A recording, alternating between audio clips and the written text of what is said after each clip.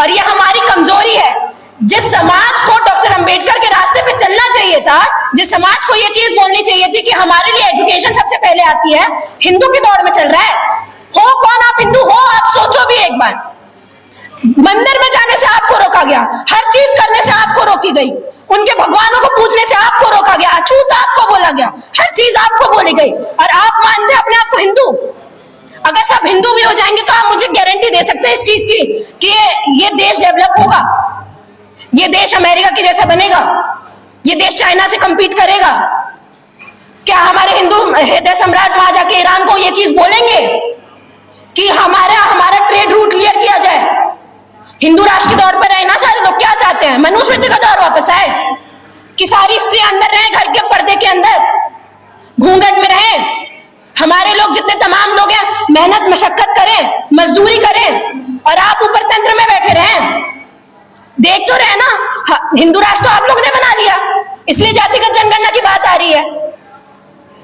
एक चीज मुझे ये चीज समझ में नहीं आती, जनगणना आपको करवानी नहीं है तो पॉलिसीज आप लाओगे कैसे? अधिकतर देश जितने भी डेवलप, चाहे यूएसए हो, यूके हो, जर्मनी हो, फ्रांस हो, स्विट्जरलैंड हो, almost each and every countries which are developed today are doing their census, and what you are doing कि हिंदू बना दो लोगों को, मुसलमान घोषित कर दो, देशद्रोही घोषित कर दो। अगर लोगों की जनगणना आप नहीं करवाओगे तो आपको पता कैसे चलेगा किन लोगों के लिए कौन सी पॉलिसीज आनी चाहिए? और इनको डर है इस चीज से। मैं आप लोगों को एक चीज बता देती हूँ, ये क्यों नहीं करवा रहे जातिगत जनगणना?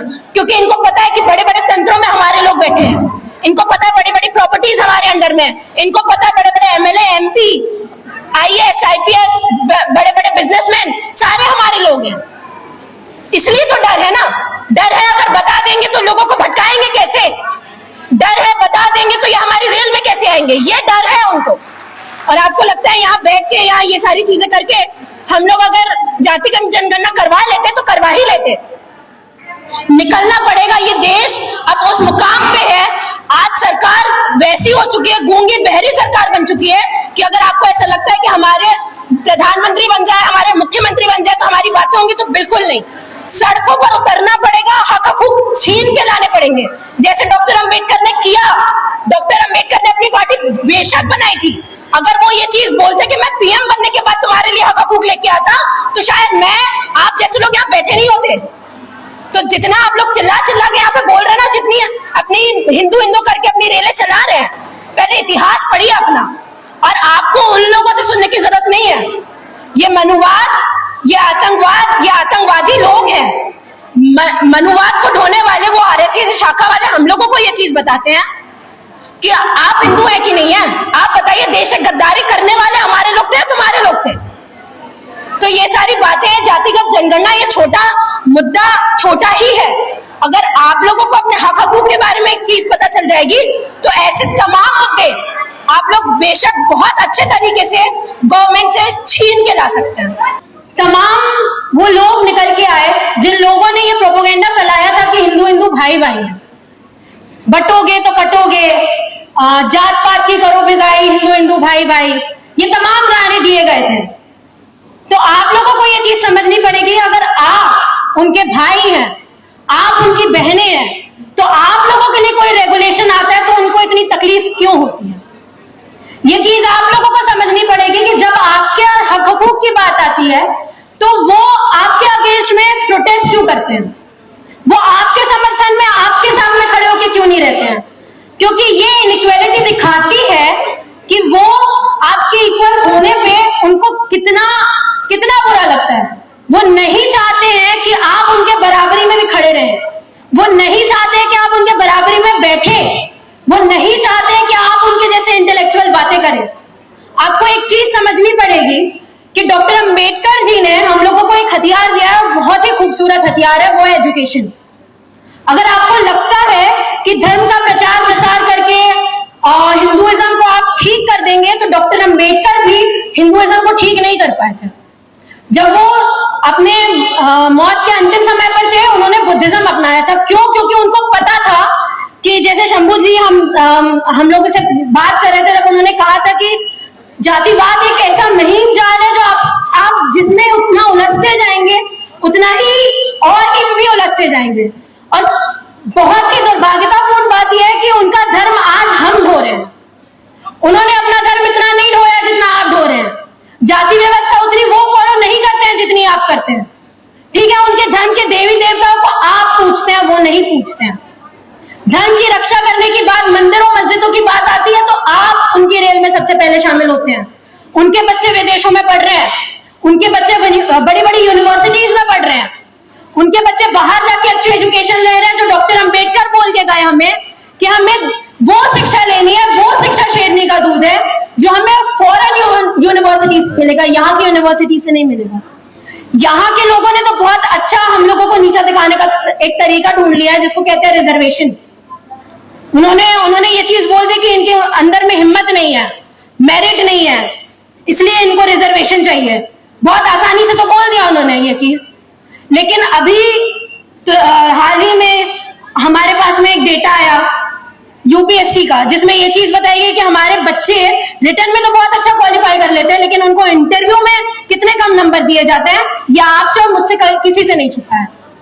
तो ये रिजर्वेशन का प्रॉब्लम नहीं है, ये इनकी सोच का प्रॉब्लम है। ये चाहते हैं एससी एसटी के तौर पर, ओबीसी के तौर पर जो रिजर्वेशन दिया जाता है उसको खत्म कर दिया जाए, लेकिन उनका रिजर्वेशन जो ईडब्ल्यूएस के तौर पर दिया जाता है वो उनको खत्म नहीं करना है। क्यों? वो हमको बोलते हैं ना कि हमें डर लगता है मेरिट से।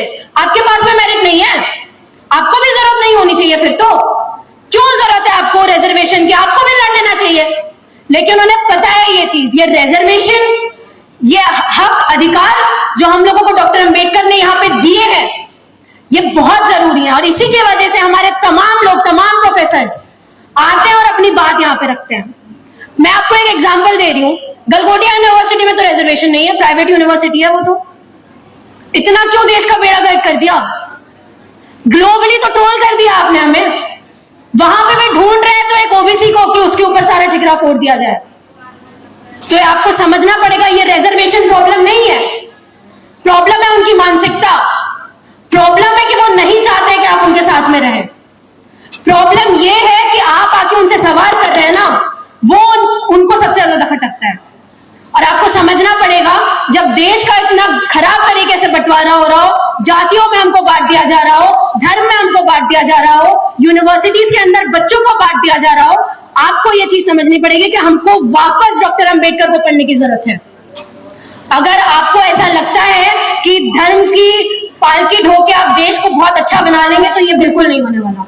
अगर ये करना होता तो डॉक्टर अंबेडकर के भी ये चीज करके जा चुके होते। और डॉक्टर अंबेडकर को हमने बहुत ही कम फ्रेम में नाप लिया है। डॉक्टर अंबेडकर ने कभी अपनों की बात नहीं की, उन्होंने सभी की बात की है।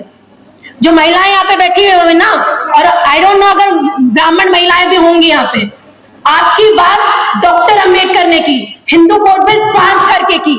आपके लोग तो उसको टालने में लगे थे। आरएसएस ने तो उनका पुतला जलाया था जब वो जिंदा थे कि आप हिंदू कोड बिल के ऊपर कैसे काम कर रहे हैं। Right to adoption act, right to maintenance act, तलाक लेने का अधिकार, हर चीज का अधिकार, प्रॉपर्टी में जो आप लड़ते रहते हैं ना कि प्रॉपर्टी में मुझे हक चाहिए, महिलाओं को हक चाहिए, बेटी को हक मिलना चाहिए, ये सारे तमाम अधिकार डॉक्टर अंबेडकर आपको देके गए, आपके देवी देवता नहीं आए हैं। तो आपको ये चीज समझनी पड़ेगी। और सबसे पहली बात, महिलाओं को, आपको क्या लगता है हमारे अंदर गच नहीं है? सबसे ताकतवर होती है महिलाएं। आप अपना घर संभालते हो, आप ऑफिस संभालते हो, आप बच्चों को संभालते हो, आप सब कुछ संभालते हो, तो आप देश भी चला सकते हो, आप नीतियां भी बना सकते हो, आप लोग सब कुछ कर सकते हो। पर ये मुद्दा जितना आसान आप लोगों को दिखता है उतना आसान है नहीं। इसकी जड़ें वहां तक है नहीं जहां तक आपको दिखती हैं। ये एक शब्द है मनुवाद, ये हर चीज मनुवाद से जुड़ी है। और इसका आज हमको जरूरत भी पड़ रही है सिर्फ मनुवादी लोगों की वजह से, सिर्फ मनुवाद की वजह से। तो कुछ बातें आपके सामने रखूंगी, अगर आप लोगों को लगता है बातें सही है तो प्लीज इंप्लीमेंट करिएगा। शुरुआत करते हैं आरएसएस से। जिस मनुवाद की पालकी आज आरएसएस हो रहा है, जिसकी वजह से आज आप जातियों में विभाजित हुए हैं, जिन लोगों की वजह से आज आप लोग यहाँ पे बैठे और जाति की जनगणना की बात कर रहे हैं, ये जाति उन्हीं ने बनाई है। तो आपको क्या लगता है कि ये इतनी आसानी से आपकी जनगणना करवा देंगे? आपको क्या लगता है इतनी आसानी से आपके हक आप लोगों को दे देंगे? उन्होंने आपको जातियों में बांटा ही इसलिए क्योंकि उनको आपके ऊपर रूल करना था। उन्होंने जातियों में विभाजित इसलिए किया क्योंकि उनको पता था कि आप लोग बहुत मेजॉरिटी वाले लोग हो, अगर आप लोग एक साथ रहोगे तो उनके ऊपर भारी पड़ोगे। कहते ना डिवाइड एंड रूल की पॉलिसी जब ब्रिटिशर्स आए थे तो उन्होंने अपनाई थी, यही ब्राह्मण लोग के। और बहुत ज्यादा टाइम नहीं लूंगी, आखिरी में एक चीज जरूर बोलूंगी, अगर आपको लगता है कि आप डॉक्टर अंबेडकर को ऐसे हीरे, एक हीरा जो हमारे समाज को मिला है उसके खून के लोग हैं, तो सबसे पहले उनकी कहीं बात पे जाइए, एजुकेशन इंस्टीट्यूशन में जाइए। हमारे ड्रॉप आउट रेट बहुत हो रहे हैं, हमारे बच्चे पढ़ने नहीं आ रहे हैं। आप लोगों को ये एक चीज समझनी पड़ेगी, हर हक अधिकार मिलेगा सिर्फ पढ़ाई से, और सिर्फ पढ़ाई ही है और सिर्फ एजुकेशन ही है जो आप लोगों को उनसे टक्कर लेने का एक हिम्मत देती है। बहुत बहुत शुक्रिया, धन्यवाद। जय भीम, जय भारत।